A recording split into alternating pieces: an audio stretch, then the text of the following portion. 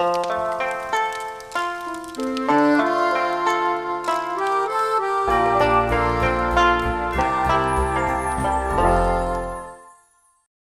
texte de Louis Courdan, raconté par Hugo Transo, avec les interprétations de Olivier Périoux, Wachou et Lucie Capi. Il va enfin pouvoir sortir de là. On lui rend son portable, et la personne qui le lui donne ne se prive pas de juger l'objet archaïque. On lui rend son briquet en plastique et son paquet de cigarettes, son portefeuille en cuir bordeaux et sa jolie montre. Il avait presque oublié qu'il l'avait ramené en arrivant. Pas grand-chose de plus l'attend dans le vrai monde. Ni appartement, ni box, ni voiture, ni petit ami. Un copain, qui est peut-être d'ailleurs devenu une connaissance, allez savoir, a gardé un sac avec le reste de ses affaires, mais son contenu est pratiquement sans importance. Il ne se souvient peut-être même pas de la présence de ce sac, égaré dans le fourbi de son garage ou d'une chambre d'amis. Il range ses affaires dans ses poches et remet son aiguille à la bonne heure. Quand l'État lui avait annoncé qu'il allait le retenir pour 20 ans, il s'est débarrassé de ce qu'il ne reverrait probablement jamais. Pour l'instant, il sourit au personnel, fier de pouvoir les quitter plus qu'heureux d'être libre. 20 ans, c'est le temps qu'il faut pour naître et prendre ses repères dans notre monde. C'est aussi le temps de comprendre que celui-ci est vaste en effleurant les prémices de ses mystères. Mais à l'âge adulte, 20 ans, c'est plutôt le temps de constater que beaucoup de choses vous ont échappé et qu'il va falloir tout réapprendre ou s'en détacher. Il n'aimait pas la télé, et durant son incarcération, il ne l'a donc pas beaucoup regardée. Il n'aimait pas non plus Internet, et celui-ci l'a dépassé. En 20 ans, certains disent « j'ai monté ma boîte », d'autres disent « oh, comme il a grandi », et d'autres finissent par dire « quand j'avais ton âge ». Et en 20 ans, les petites filles de 8 ans qu'il a connues en entrant sont maintenant des femmes avec qui il pourrait sortir. Ça y est, il est dehors. Il ne se sent pas comme dans un film devant une grande porte où une voiture vient lui proposer de choisir un nouveau chemin vers la déroute. Il sort rapidement par une petite porte blanche, ni belle, ni abîmée, et il suit ses pas qui le mènent vers la première station de métro. Au final, l'air reste le même que lorsqu'il s'est promené dehors quand il était à l'intérieur de ses murs, avec une petite odeur de gaz d'échappement en prime tout de même. Dehors, il y a des voitures qui ne ressemblent plus à des voitures. Les rues ne sont plus vraiment au même endroit, ou ce sont les aventures qui ont changé. Le jargon a évolué vers quelque chose qu'on oubliera rapidement d'ici quelques années. Et les gens tiennent dans leurs mains des objets aux formes diverses, qui tournent, qui se clipsent, qui se frottent, qui s'écoutent, qui font rire, qui se pianotent, ou qui se posent dans des endroits curieux comme des sortes de bouches d'incendie qu'on trouve à tous les coins de rue. Il y a des gens habillés étrangement aussi, mais toujours dans des tons discrets. Il y a toujours des hommes en costume noir, gris ou bleu. Il y a des choses qui ne changent pas. Une fois devant la bouche de la station, il reste figé quelques minutes, sans vraiment saisir quoi que ce soit. Il ne comprend pas s'il peut se permettre de descendre dans les escaliers et passer ce portique qui ressemble à une douane frontalière entre le Mexique et les États-Unis. Il est préférable de marcher, ça, on peut toujours s'y fier. Il reprend donc sa route à pied, quelques minutes jusqu'à la gare. Trop fasciné par les changements qui l'entourent, il ne pense même pas à allumer une cigarette. Partout les gens parlent sans prendre le temps de discuter. Après avoir traversé des quartiers de plus en plus actifs, pullulant de populations bien huilées par les habitudes, il se retrouve face à la gare. Le bâtiment ancien a été défiguré par l'un de ces chirurgiens urbains qui n'a d'architecte que le titre et la présomption. Une annexe bétonnée aux meurtrières d'un temps futuriste qui, espérons-le, ne sera jamais celui de notre avenir, rogne les briques rouges de ce refuge public. L'homme aurait préféré ne pas la reconnaître. Il ouvre son paquet de cigarettes. Elles sont moins nombreuses qu'il y a 20 ans, ça il s'en souvient bien. Il en sort une, qui est marron. Il la remet dedans. Mettre de la merde dans ses poumons, d'accord, mais au moins qu'elle soit certifiée par l'industrie du tabac. Il demande ici et là si quelqu'un pourrait lui dépanner une cigarette. Personne daigne lui répondre. Certains réagissent à son approche parlant sur son dos juste devant ses yeux, comme s'il n'était pas là, à 1 mètre d'eux. Il y a vraiment des choses qui ne changent pas. Il essaie cette fois en mimant le geste d'une cigarette auprès de ceux qui ont leurs oreilles occupées par d'anormales bouchons anti-bruit. Mais il ne rencontre pas plus de succès. Il n'insiste pas plus que ça. Il vaut mieux qu'il aille directement s'en acheter, en prenant son mal en patience. Quelque chose cogne son épaule.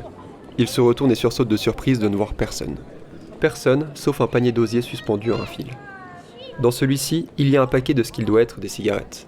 Enfin, difficile d'en être sûr vu le packaging incompréhensible qui s'apparente plutôt à une boîte de médicaments. Allez-y. C'est cadeau, allez-y. Son regard remonte le fil. Au bout de ce fil se tient une canne. Cette même canne est tenue par un grand garçon en short de plage bleu clair et jaune, avec un t-shirt blanc assis sur le toit de la gare. Ses jambes s'agitent gentiment dans le vide. Il fait un geste de la main en direction de l'individu qui l'observe. Merci. L'homme, confus en bas de la rue, ouvre le paquet pour se servir une cigarette, avant de le refermer et de le redisposer dans le panier. Prenez tout, allez-y. C'est cadeau, faites-vous plaisir, prenez tout. L'homme recule brièvement la tête. Il regarde autour de lui les autres passants qui ne font que passer. Les airs méfiants qu'il porte à son égard n'ont pas l'air plus inhabituels que ceux qu'on lui porte habituellement. Il hausse les sourcils et les épaules avant de prendre le paquet tout entier. Il le lève en signe de remerciement avant de s'allumer sa première clope post-libération. Le pêcheur remonte sa ligne jusqu'à lui. Il remplit son panier et le dépose à nouveau dans le vide. Le monde qui les entoure ne s'arrête pas d'ignorer le panier flottant. Curieux, et ayant le temps d'une cigarette, l'ex-taulard cherche à savoir comment il a grimpé là-haut. Après un peu de dissimulation parmi ces êtres bienveillants qui viennent chercher leurs proches en gare, il repère un escalier pour traverser la passerelle qui mène aux autres quais. Dans sa continuité, se trouve une barrière d'un bon mètre 20, verrouillée par un cadenas sans doute inviolable. Il faudra la franchir sous les regards figés des caméras. Ce n'est pas parce que les machines sont omniprésentes que des humains s'attardent sur ce qu'elles peuvent nous montrer. Après 40 secondes de marche et une enjambée frauduleuse plus tard, l'homme se retrouve face à une petite échelle de service qui mène au toit. Le ciel est dégagé, la température avoisine les 20 degrés, et il est encore temps de flâner quelques heures avant de rentrer à l'hôtel. Il se décide donc de grimper à l'échelle pour le rejoindre. Bah, qu'est-ce que tu fous là? Je pêche. Ça peut être dangereux, tu pourrais tomber. À peine avoir prononcé ces phrases toutes faites, il regrette déjà la médiocrité de son propos, car il n'en pense même pas un mot. Mais bon, tout est bon à dire pour faire la conversation. Mais c'est bien pensé, regarde, il y a une barrière pour ne pas tomber. Ça va, il n'a pas l'air de se sentir materné. Sur le t-shirt de ce drôle d'adulte est écrit « Je suis BD et fier de l'être ». Ce t-shirt est d'une taille qui par le passé devait être trop petite, mais qui, avec le temps, a su s'adapter à la morphologie de son propriétaire, et même à la dépasser. Lui, il est un peu barbu et porte des lunettes. Il a dû aller chez le coiffeur récemment. Il regarde vers l'horizon qui surplombe l'étendue de buildings quelconques qui s'étend dans son champ de vision. Qu'est-ce que tu pêches? Bon, je prends ce qui est bien. Autour de ce curieux bonhomme se trouve une dizaine d'objets. Comptant parmi eux un paquet de semoules, une canette d'énergisant vide et écrasée, un pistolet au premier prix et des flyers sans boule. Il y a aussi quelques objets inconnus qui ont dû naître dans les dernières années, et d'autres connus que l'on aurait mieux fait de ne jamais connaître.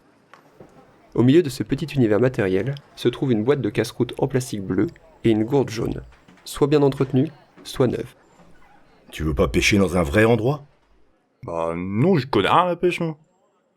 La cigarette diffuse paisiblement son existence dans le léger vent du sud. Son nouveau et heureux possesseur ne lui prête pas tellement d'attention et la laisse se fumer toute seule, le regard trop absorbé par l'image qu'il a devant les yeux. Merci pour les clopes, hein. De rien, avec plaisir. Ça ne te dérange pas si je reste un peu là?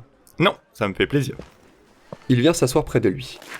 Le soleil poursuit son petit tour de planète et la journée se consume en même temps que les cigarettes.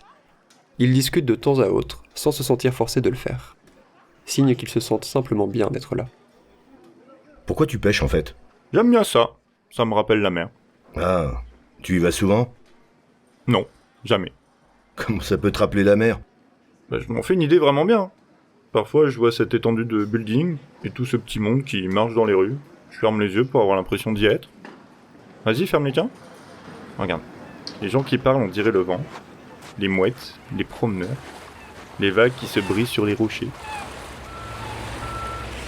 Il a beau prêter l'oreille, il n'entend rien de tout ça. Cool. Content de voir que tu t'amuses. Je te laisse, je vais profiter de ma vie. Oh, chouette, tu me raconteras? Ouais, ok, carrément. Je serai ici de toute façon. Sauf la nuit, je dors. Un bar par-ci, un fast-food par-là, il y a des choses qui ne changent pas, et l'homme reprend doucement ses repères dans cette nouvelle vie. Il entrecoupe ses activités par de petits passages auprès de son unique et nouvelle connaissance. Plusieurs fois par semaine, Il se retrouve donc sur le toit de la gare, à observer ce grand dadé se réjouir de pêcher des tickets de caisse ou des jeux à gratter, déjà grattés, qu'un passant sur 1000 dépose dans son panier. Alors, c'était bien, bas? Ouais, j'ai été au cinéma. Tu as été voir quoi? Bunsky Rider 2. C'était bien? Ouais, pas mal. Ça m'a donné envie de voir le premier. Et toi, ta journée? Oui, c'était bien. Bah dis donc, t'en as eu des choses. Oui. Les moments se répètent sans jamais se ressembler. Les objets varient un peu, tandis que les discussions se poursuivent, s'entremêlent et se diversifient. Fait, t'as pas d'amis? Si, mais ils ne pêchent pas, alors je ne les vois pas souvent. Et ça t'arrive d'aller chez toi? Non, ça n'a pas d'intérêt d'être chez moi. Et toi, tu n'as pas de copine? Non, j'en ai pas, non. Il alterne entre cueillir les dons des passants ou les rejeter à la foule en guise d'offrande, bien que ces derniers se méfient toujours de la gratuité d'un objet précédemment pêché. Les jours continuent de se succéder et la langue du fumeur se délie. Il raconte qu'il a fait de la prison pour avoir tué quelqu'un qu'il a mérité. Il raconte aussi qu'il n'est pas violent, mais qu'il sait que cela est difficile à croire et que ça ne va pas être évident de trouver un nouveau boulot avec un tel passif. Une information qui paraît très peu affecter le pêcheur, qui sourit surtout de sa nouvelle prise de serviette en papier. Il prend dans ses affaires mises de côté un soldat en plastique vert. Il retire du bout de sa ligne son panier. Après avoir customisé un petit parachute pour son combattant, il l'attache à son fil et envoie le mini-militaire dans le vide, défier le monde sur lequel il est largué. Le pêcheur s'amuse à le faire planer au-dessus de la foule, jusqu'à ce qu'un enfant ait la chance et l'audace de l'attraper. Dis, toi qui es pêcheur, Je suis pas un pêcheur. Je pêche, c'est tout. Plus le temps passe, et plus les objets récupérés deviennent divers et amusants. En dehors des préservatifs. C'était un peu rigolo la première fois, mais c'est déjà le 15e de la semaine. Tous déposés par de jeunes blagueurs qui pensent sans aucun doute avoir trouvé la vanne du siècle. Mais bon, à défaut d'être surpris, le pêcheur semble toujours aussi content de les voir s'amuser. L'homme monte sur le toit absolument tous les jours maintenant, délaissant les cafés au profit des couchers de journée, trop pressé de découvrir les nombreux nouveaux trésors que l'on a confiés aux pêcheurs. mais c'est le numéro d'une fille?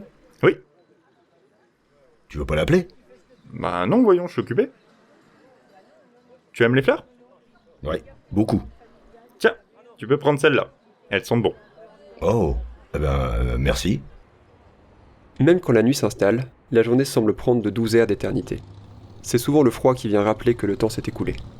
Punaise, j'avais pas vu l'heure. À demain. Ouais, à demain.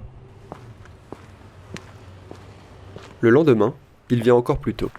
Cette fois-ci pour déjeuner à côté de lui, à l'heure où la vieille aiguille de la gare pointe vers le ciel.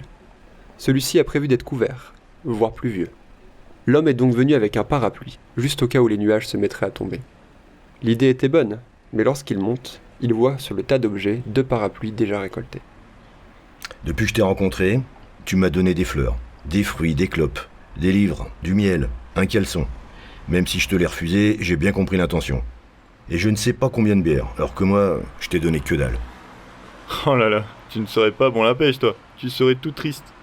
Tu ne voudrais qu'attraper le plus gros des gros lots. Alors que si ça se trouve, il y a plein de petites prises qui te feront plus plaisir que celle-là. Mais quand est-ce qu'elle morte, ces prises? C'est toi la prise. Il n'y a pas de pêcheurs. Enfin si, il y en a, mais ce sont que des drôles bonhommes qui n'attendent que de te bouffer. Par contre, il y a plein d'hameçons qui ne conduisent pas tous à la mort. Faut juste en saisir plein pour savoir lesquels sont les bons. Et il y en a un. Il faut tenter de les attraper, même si ça fait peur. Quand tu ne sens pas, tu lâches l'affaire et tu vas t'en chercher un autre. Pour ça, j'ai une petite technique avec ta bouche. Tu fais ça, et ensuite...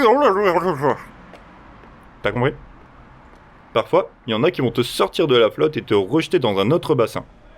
Tu paniques pas, parce que tu vas encore en avoir plein d'autres de nouvelles absents sur lesquels tirer. Une chose en entraîne une autre. Parfois, je n'arrive pas à savoir si tu parles au premier degré. Bien sûr. Tu voudrais que je parle de quoi sinon? En 3 mois, les soirées cinéma se sont finalement métamorphosées en soirées sandwich, assis sur le toit d'une gare, à écouter des conseils sur la pêche auprès d'un type qui n'a jamais pêché de sa vie. Hé, je commence un job jeudi. Cool. C'est quoi? De ce que j'ai compris, c'est du secrétariat pour une entreprise qui vend de la corde d'escalade. Dit comme ça, je sais pas à quoi m'attendre. Moi non plus, c'est vrai. Et c'est parfait. Peu à peu, puis de plus en plus, les soirs de coucher de soleil deviennent des soirées bureaux. Ils n'ont plus le temps de se retrouver car tous les deux sont pris par leurs activités. Il faut dire que le pêcheur est de plus en plus sollicité. Des touristes descendent en ville simplement pour vérifier qu'il est vrai. Au-delà d'une attraction, il devient même une sorte de symbole de gratitude pour les gens du coin. Comme une fierté collective. Des boutiques de souvenirs ouvrent leurs portes pour vendre des t-shirts et des boules à neige à l'effigie du pêcheur de la gare. Les bars, les restaurants et les tabacs à proximité changent leur nom pour épuiser tout le champ sémantique de la mer lorsqu'ils ne s'appellent pas déjà « aux pêcheurs ». Des entreprises envoient leurs égéries se faire prendre en photo en train de déposer leurs propres produits dans le panier en osier du grand gaillard. Bonjour. Mais le pêcheur ne se contente pas de prendre. Il rend énormément, à tous.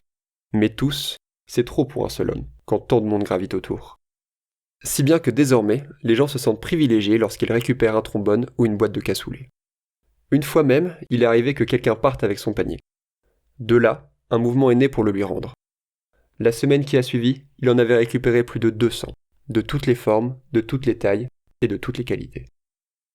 Mais qu'importe les foules qui s'amassent autour de lui, le pêcheur continue toujours de saluer son ami le fumeur lorsqu'il le voit passer rapidement dans les rues de sa vie. Lui, il guette toujours cette attention pour pouvoir lui répondre d'un geste discret et enjoué. Dans les yeux du pêcheur, cela a l'effet d'un lot encore jamais attrapé. Et puis un jour, plus de pêcheurs en haut de la gare. Problème d'assurance. L'information circule très vite auprès de tous ceux qui se posent la question. Le pêcheur n'avait pas le droit d'être là-haut. En cas de pépin, tout le monde se serait rejeté la responsabilité et des têtes allaient tomber. Des licenciements en réalité. Ou plutôt, en vrai de vrai, de simples mails incendiés et des amendes épicées. Le lendemain, beaucoup trop de pêcheurs s'y sont installés. Des plaisantins et des jeunes gens fans de l'individu qu'il était. Le soir, la sécurité intervient, et le lendemain, plus rien. L'attraction perdue, le tourisme diminue mais la légende s'accentue. La mairie a même décidé d'entreprendre la création d'une statue à l'emplacement qu'il occupait. Plus de 2 ans sont passés depuis que le fumeur est venu à la rencontre du pêcheur à sa sortie de prison. Il espère que le pêcheur a rejoint la mer, alors il pose un jour de congé pour partir vérifier. Il a beau arriver sur place le cœur plein d'espoir, il n'y trouve que du sable et un désert d'eau salée. Ouais. L'homme marche sur la plage en regardant la côte en vain. Il sort une cigarette rangée dans un très vieux paquet rafistolé qu'il se met à fumer. Excusez-moi, vous n'en auriez pas une pour moi ? Si, bien sûr. Oh, et puis allez-y, prenez tout le paquet. Je crois que je vais arrêter. Vraiment ? Pourquoi pas ? Ah, je suis flattée. Vous pourrez dire que c'est un peu grâce à moi si vous parvenez à vous arrêter, puisque je vous ai privé de votre dernier paquet. L'homme sourit. Vous voulez prendre une bière avec nous ? On fête la séparation d'un ami. Ouais, pourquoi pas. En plus, pour le coup, la bière, je suis pas prêt d'arrêter. Ah, comme je vous comprends parfaitement. Au fait, enchantée, je m'appelle Mélanie. Fabien. Vous faites souvent ce genre de truc ? Demander des clopes aux inconnus pour les inviter à une soirée ? Non, des fêtes de séparation.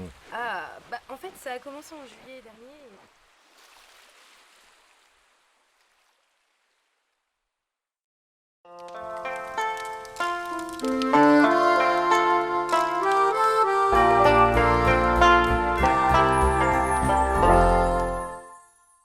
Ça vous a plu ?